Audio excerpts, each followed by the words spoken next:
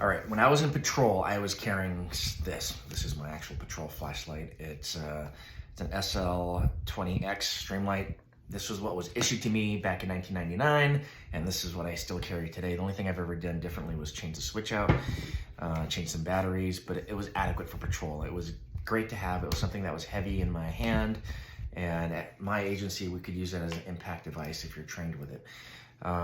But since I went back to detectives, I needed a better light solution. I went through, what was recommended on Amazon Prime. I didn't really do any research on the internet. I wish I'd gone on YouTube to look. But what I ended up buying was a couple different varieties. I went through a Surefire because they make great tactical lights, but it was battery only. It wasn't rechargeable. So when I went online and looked for something rechargeable, I found a reputable brand. This one is from ASP. It's rechargeable. This one's called the Tungsten. But when it felt great in my pocket, but when I actually deployed it in the field, the light was disappointing. I mean, I should have paid attention. I don't know anything about, you tell me this is 430 lumens. I figure that's good, right? I mean, why would you put anything inferior in a product that costs 162 bucks? But it has 430 lumens, which I know now is not great. I mean, it does a job if I need to look at a driver's license or something up close. But in terms of distance, it's not great. When you look at lights, there are a couple factors you want to look at. You want to look at candela and lumens. Now, candela, what that is that's the distance of the throw, right? So if I'm standing down the road and I want to illuminate something a mile away, which someone like me and detectives probably isn't going to do, but if I wanted to, it'll shoot a straight beam. And it'll be, that candela power is going to be really, that's the high number, will have a high throw. But for me, I was more worried about the lumens. Like I said, this one had 430.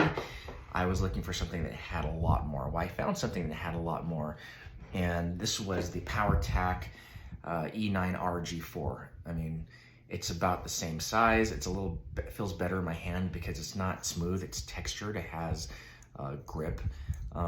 What I liked was it satisfied my requirement for a rechargeable flashlight, and this one's cool. It's a USB-C with a magnetic end, and it has an indicator light letting you know it's being charged. But this thing has 2,550 lumen. I mean, that's 2,100 more lumens. What's the difference? Well, I don't have a nighttime demonstration for you, but this is superior. This is the first mode, and this is probably very similar to the 430 lumen ASP flashlight. Click it again. I'm sorry, there's a selector button right here. Click it again, and it gets a little bit brighter. Click it again, and a lot brighter. Click it again, and you've got full 2550 lumen power. What else is cool with this is it has a side button right here if you need to do a strobe. I'm trying to light a strobe, which is kind of cool. It's great for work. It's a great distraction. It kind of stuns somebody, but it's also fun at home if you want to mess with your family. Don't do that. It'll screw up their eyes. Anyways, this flashlight from PowerTac, the E9R-G4, is actually only $129.95. That's more than $30 cheaper than what I would consider an inferior light product. And it's got free shipping from PowerTac.